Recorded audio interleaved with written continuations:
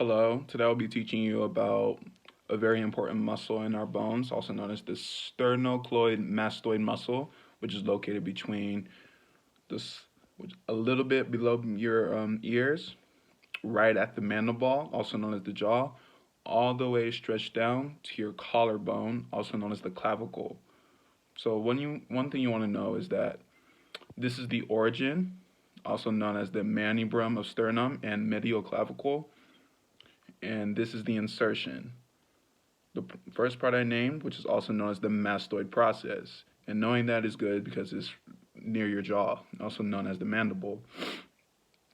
And today, I'll be showing you an exercise that's good to stretch out the joints of this muscle, also known as the sternoclavicular joint.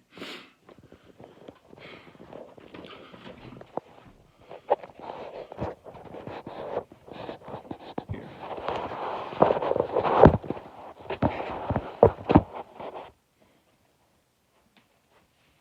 So for this stretch, it's a really good stretch.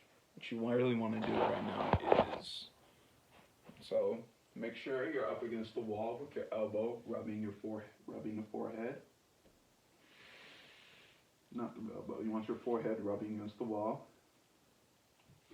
Hands by your side, making sure that you're slightly bent and you're about 6 to 12 feet away from the wall.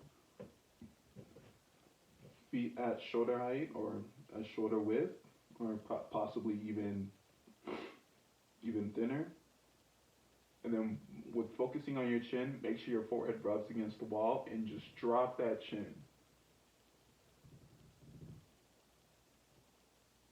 So watch. So as you're dropping it, you should feel a little stretch at the bottom of your chin or at the bottom of your neck, and that is the stretch of the sterno muscle.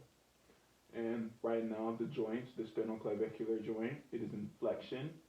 And as we're going in a downward motion, this is known as an eccentric contraction, where the muscle is lengthening.